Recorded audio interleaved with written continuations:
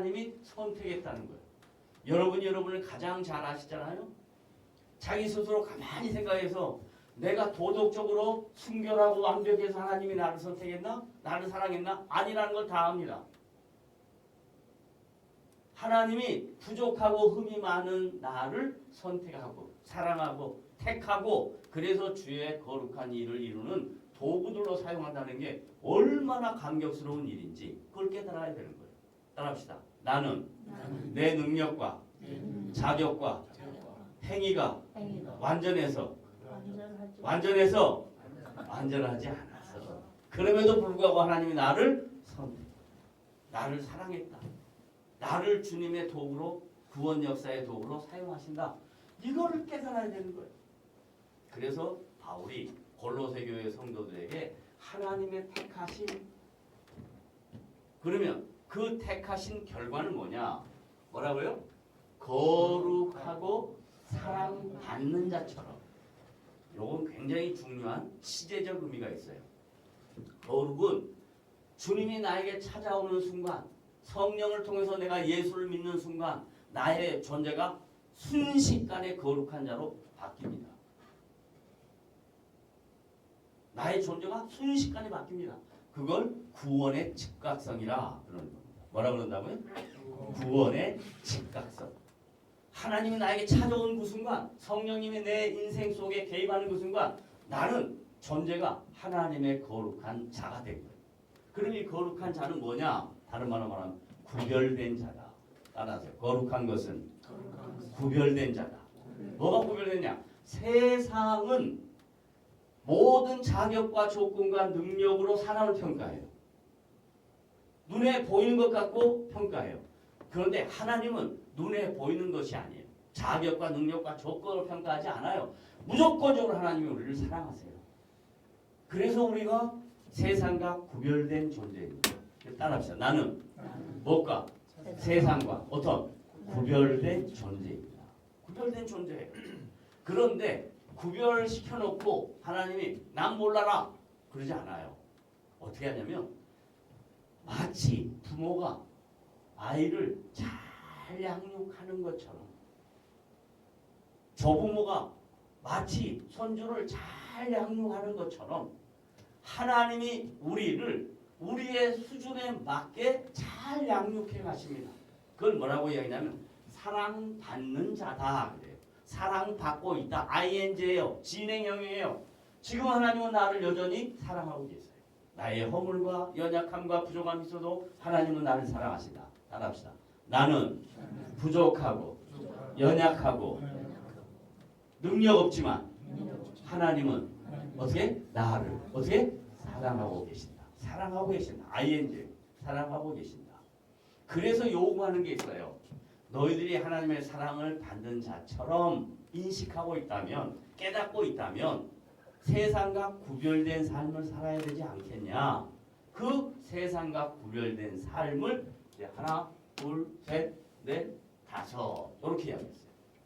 방금 전에 줄을 보시다가 우리 윤종열 집사님이 목사님 이걸 보니까 성령의 9가지 열매하고 같은 내용이에요. 근데 왜 5가지예요? 그래요. 그래서 제가 갈라디아서 5장 22절에 오직 성령의 열매는 해서 9가지가 나옵니다. 그 다음에 골로새 교회는 5가지만 지금 얘기를 했어요. 그럼 이게 갈라디아 교회는 사랑하니까 성령의 9가지를 설명하고 골로새 교회는 덜 사랑하니까 5개만 설명하고 그게 아니고 골로새 교회에게 이 5가지가 부족한 거예요. 갈라디아 교회에게는 9가지가 부족한 거예요. 그럼 누가 더 문제인 거예요? 갈라디아가 더 문제지. 9가지나 저기 요구됐으니까. 자, 그러면 골로새 교회에게 요구된 5가지. 그럼 한번 생각해 보자고요. 첫째, 뭐라고요? 다른 말로 거꾸로 바꾸면 골로새 교회 성도들 안에는 뭐가 부족했다? 긍휼함이 부족했다. 그럼 긍휼은 뭘까? 긍휼은 뭘까요? 안 됐다. 아이고, 어쩌면 좋아. 이게 긍휼일까요? 긍휼은 뭘까요? 긍휼. 우리가 그런 말 많이 듣잖아요. 근데 대부분 긍휼을 어떻게 이해하냐면 상대방을 보고 안타깝게 생각하는 반응, 현상 이걸 긍휼이라고 생각해요. 성경에서 말하는 긍휼은 그게 아니에요. 뭘까요? 자, 따라합시다. 그 사람의 입장에 선다. 그게 긍휼이에요. 주님이 우리를 긍휼하게 여기셨다 그러잖아. 그 말이 뭔 말이냐면 하나님이 우리처럼 되셨다 이 말이야. 인카네이션 했다 이 말이야. 성육신 했다 이 말이야. 그래서 긍휼이라는 말은 그 사람 편에 그 사람 입장에 선다. 이게 긍휼이야. 다른 말로 말하면 골로새 교회 성도들은 자기 주장이 강했다. 이런 뜻이겠지. 그러니까 예수를 믿는다는 것은 자기 주장을 내려놓는 연습을 하는 거예요. 자기 주장을 내려놓는 연습을 하는 거예요. 그게 긍휼이다. 그 다음에 두 번째 뭐라고요? 자비. 그러면 뭐가 생각나요? 자비 그러면 뭐가 생각나요? 그렇지. 대자 대비하신 부처님의 은덕에 대자 대비하신 그 자비하고 기독교에서 말하는 자비하고 달라요. charity라고 하는 자비는 달라요. 이 자비는 뭔 말이냐면 이런 뜻이에요. 항상 상대방의 관계성이니까 상대방의 문제가 있는데 허물이 있는데 잘못이 있는데 그 잘못에 대하여 자기가 다 덮어쓰는 거야. 그걸 덮어주는 거야. 덮어주는 거. 어? 남의 연약함을 덮어주는 거야. 덮어주는 거. 드러내는 게 아니고 인간은 본질적으로 남의 잘못을 조금이라도 있으면 더 과장해서 드러내려고 그러지. 근데 있는 잘못을 벗어서 덮어주는 거예요. 이게 자비인 거예요. 그 다음에 세 번째 뭐예요? 겸손. 겸손의 반대는 뭐예요? 응? 교만. 그래. 누가 그 교만할까? 준상이하고 유연이하고 둘 중에 누가 겸손하고 누가?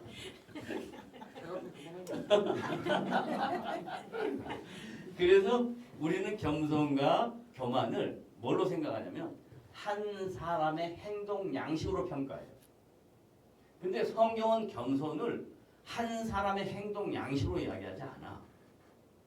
겸손과 교만의 기준은 뭐냐면 하나님의 통치와 하나님의 일하심을 순복하는 자를 겸손한 자라 그러고 하나님의 통치와 일하심에 대하여 관심이 없는 자를 보고 뭐라 그래? 교만하다. 그러니까 골로새 교회 성도들은 뭐 했냐면 하나님의 통치나 일하심보다는 자기들의 생각과 자기들의 관심과 자기들의 결정이 하나님의 관심과 결정보다 우월하다고 생각하는 그걸 겸손이 아니라 교만이라 그러고 겸손은 뭐냐? 하나님의 통치를 그냥 순복하는 걸 겸손하다. 도덕적이고 윤리적이고 사회적인 규범으로 설정하는 게 아니에요. 그 다음에 뭐라고요? 온유. 이건 온유는 쉽게 우리가 얘기할 수 있어. 여러분 다 알 수 있어. 온유는 뭐냐면요. 따뜻한 마음. 따뜻한 마음. 그 사람이 가면 그 자리가 항상 피스메이커가 돼서 따뜻해져요. 어떤 사람은 그 자리만 가면 그냥 분위기를 다 깨버려요. 주둥이부터 시작해가지고 인상부터 시작해갖고 아주 행동부터 시작해갖고 다 깨버려요. 주님은 우리에게 뭘 요구하냐면 피스메이커가 되라고요. 자기를 주장하는 것은 피스메이커가 아니에요. 그래서 온유. 이제 그 다음에 이건 뭐래요? 오래 참. 이거 굉장히 어려운 거예요. 오래 참는다. 참으면 어떻게 될까요? 우리 유승권 선생님 제일 잘 아시겠지. 제일 여기서 많이 오래 사시네요. 오래 참으면 어떻게 돼요? 말해보세요. 어? 뭘 몰라 가만 생각해봐요. 오래 참으면 어떻게 돼요? 속이 터지죠. 속이 터지는 게 아니라 속이 문드러지지. 속이 문드러져. 속이 문드러진다는 말을 다른 말로 바꿔볼까요? 왜 문드러질까요? 사랑하니까 참는 거예요. 사랑하니까 참는 거예요. 잘 생각해 보세요. 말은 막 하고 막 뒤집고 해도 내 안에 그를 향한 요만큼의 사랑이 있으니까 참는 거예요. 그러면 못 참으면 어떻게 되냐? 관심이 없죠. 그래, 네 알아서 해. 네 마음대로 해. 그러니 사랑이 전제가 되기 때문에 오래 참는 거예요. 그래서 그 다음 말씀에 13절 다 같이 함께 읽어봅니다. 이제 사랑하니까 오래 참는데 사랑하지 못하고 오래 참을 수 없는 상황이 생기는 거예요. 13절 시작. 누가? A. 누구? B. 그러니까 관계잖아요. 그죠? 사람들이 살아가는 삶의 현장 속에서 관계. 그게 뭐 가족 간의 관계가 되든지 친구 간의 관계든지 사회생활할 때 관계. 누가 누구에게 뭐? 불만. 불만은 뭐예요? 서로 의사소통이 안 되는 거잖아요. 짜증이 나는 거잖아요. 오래 못 참겠거든요. 그냥 불만이 있거든. 뭐예요? 서로 이 하나가 제일 중요해요.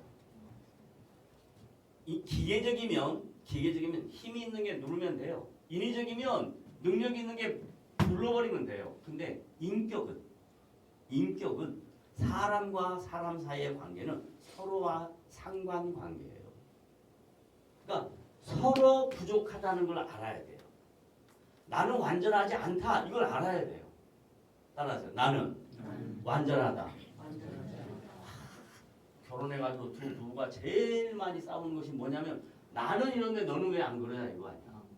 그래가지고 나는 맞춰라. 나한테 맞추려고. 안 해봐서 아나. 모르지. 그거 갖고 정말 진하게 싸웠습니다. 제가 제일 많이 싸운 날이 이런 날이었어요. 참 옛날 생각이 나네.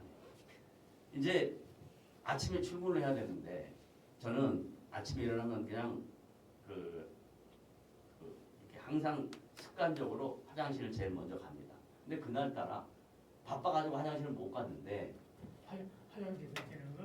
응? 화장지 던지는 거? 당연. 그래가지고 화장실 늦게 갔는데 문을 열어놓고 일을 보다가 이제 처리한다고 화장을 저는 막 이만큼 뜯어 쓰거든요. 갑자기 경주로만 저쪽에서 북에서 일하다가 튀어가지고 화장실 딱 뺏더니 하나, 둘, 셋, 넷, 다섯, 여섯, 일곱, 여덟 개 딱 잘라가지고 딱 이렇게 묻혀가지고 저한테 딱 주더라고요. 화가 얼마나 치솟는지 화장지를 던져가지고 여기 저기 샴푸까지 던졌더니 다시 샴푸가 나한테 넘어와요. 그래서 가서 그냥 한 방 때리려고 했더니 딱 맞고 그냥 발차기가 들어오는 거예요. 그 왜 그래요? 서로 살아왔던 삶의 궤적이 달라요. 서로 이해가 안 됐던 거예요. 그날 그리고 에이씨랑 난 집에 나간다. 그러고 나갔더니 갈 데가 없는 거예요. 갈 데가. 차 속에다가 차에 가서 하룻밤 잤잖아요. 그 다음에 어떻게 그냥 들어가야지 뭐. 그래가지고 그 다음부터 졌다는 거 아니야. 그냥 웃는 얘기지만 서로 용납하려면 나이가 완전하지 않다. 너도 완전하지 않다. 그런데 참 놀라운 사실은요. 우리 경준 엄마가 겨울이 되면요.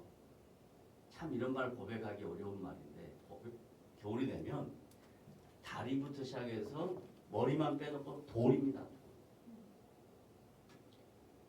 제가 결혼할 때 한의사한테 데려갔더니 저한테 뭐라는 줄 알아요? 제가 가르쳐던 제자예요. 제자 목사님 잠깐만 나왔어요. 나왔더니 아니 어디서 할머니를 모셔왔어요. 왜? 아니 몸이 완전히 다 갔어요. 우리 장모님이 42살 때 경준 엄마를 낳았는데 막내로 자라면서 그냥 정말 어려웠던 모양. 그러니까 몸이 다 망가져 있었어요. 근데 하나님의 은혜로 애 둘을 낳았지만 나이가 들어가니까 50대 후반이 되니까요. 겨울만 되면요. 제가 밟으면 돌 같아요. 그런데 하와이에서 1년 내내 사시사철 기후가 거의 비슷하니까 건강이 굉장히 회복됐어요. 제가 무슨 이야기 하려고 이런 얘기를 여러분에게 말씀을 드리냐면 하와이에서 혼자 살면서 너무너무나 많은 자기와의 싸움에서 자기가 완전하지 못하고 허물이 많고 문제가 있다는 걸 철저하게 깨달아요. 저한테 요즘 그래요. 내가 여기서 정말로 주님의 통치를 배워간다. 내가 얼마나 문제가 있는가를 이제 알겠다. 그러고 있어요. 그럼 왜 그렇게 돼요? 주님의 살아계심을 깨닫고 주님이 내 인생 속에 개입하시고 나를 사랑해서 이렇게 만들어가는 걸 아니까 배우는 거예요. 내가 부족하구나. 내가 허물이 많구나. 이걸 깨달은 거예요. 여러분도 똑같아요. 서로 용납하려면 내가 부족하다라고 알아요. 따라합시다. 나는 허물이 많다. 부족하다. 그걸 알아야 돼요. 그러면 피차 서로와 같은 말이에요. 피차 용서할 수 있어요. 이해할 수 있어요. 받아들일 수 있어요. 그 다음에 그것의 근거가 뭐냐? 주께서 너희를 용서하신 것 같이 기준이 있어. 주님이 우리를 어떻게 용서했냐 이 말이야. 그러니까 너희도 그리하여라 명령하는 겁니다. 어려운 일이죠. 그래서 성도답게 산다는 것은 쉽다 어렵다? 허벌나게 어렵다. 그냥 어려운 게 아니라 엄청나게 어렵다. 어렵다. 그래서 마지막 결론 14절 시작. 이 모든 것 위에 어려운 것 많은데 힘든 것 많은데 그 위에다가 또 어떻게 하라고요? 사랑을 더하라. 사랑을 더하라. 여러분 사도 바울이 고린도 교회 성도들에게 사랑장에 대하여 쓰면서 사랑에 대해 쫙 열고 해요. 사랑에 대해 참 어쩌고 다 열고 해요. 그리고 제일 마지막에 믿음, 소망, 사랑 이 세 가지는 항상 있을 것인데 그 중에 제일은 사랑. 다른 말로 하면 제일 하기 힘든 게 사랑입니다. 사랑에 대한 헬라어 단어가요. 아가페, 필로스, 에로스 이렇게 있어요. 우리는 아가페 사랑을 할 수 없어요. 아가페 사랑은 하나님이 우리에게만 무조건적으로 사랑할 수 있어요. 우리가 갖는 필로스 사랑은요. 상대방에 대한 이해부터 시작합니다. 내가 부족하다는 걸 인정하는 것부터 시작하는 겁니다. 나는 문제가 있을 수밖에 없는 연약한 존재라는 걸 인식하는 데부터 시작하는 겁니다. 그래서 여기서 말하는 사랑은 뭐냐면 아가페 사랑을 하는 게 아니에요. 필로세라. 서로 사랑해라 라는 겁니다. 그리고 난 다음에 이것은 왜냐하면 시작. 온전하게 매는 띠니라. 자, 아침에 우리 준상 학생이 참 눈매가 날카로워요. 제가 이번 주말에 뭐 손님들이 와가지고 하루 세 끼를 좀 밥을 제대로 먹었어요. 그리고 또 제대로 먹다 보니까 밤에 야식까지 먹었어요. 그래서 좀 불편했어요. 약간 타이어가 조금 이렇게 부풀었는데 오자마자 목사님 살쪘어요. 배가 이렇게 많이 나왔어요. 이러는 거예요. 그래서 배가 나오면요 허리띠를 이렇게 매면 허리가 어떻게 됩니까? 내려갑니다. 이렇게 유 목사님, 김기수 목사님 다 알죠? 이렇게 내려가요. 배가 나오면 띠를 딱 매면요 안 내려가요? 한번 볼까요? 자 내려가는데 띠가 왜 필요하냐면 내려가지 못하도록 딱 묶어주는 거예요. 다른 말로 말하면 사랑이 있으면 나의 연약함과 허물과 문제 있음, 부족함 이런 것들을 묶어주는 가장 중요한 힘이 된다. 그러니까 이 사랑을 근거로 해서 살아라. 이게 지금 골로새 교회 성도들에게 주는 삶의 자태며 권면의 말씀인 겁니다. 그러니까 신앙생활이라는 것은요 어려워요, 힘들어요, 쉬운 일이 아니에요. 가위바위보가 따먹기 하는 게 아니에요. 나를 철저하게 깨부수는 작업과 주님이 나를 통해서 일하신 그 은혜와 사랑을 깨닫고 내가 얼마나 존귀하고 거룩한 자인가. 그러니까 나에게 이런 걸 요구하니까 사랑받는 자처럼 살아야 되지 않겠는가. 그러면서 조금씩 변해가는 겁니다. 어느 날 갑자기 변하지 않아요. 조금씩 자라가는 거예요. 그래서 믿음은 주님의 장성한 분량에 이르기까지 조금씩 자라는 겁니다.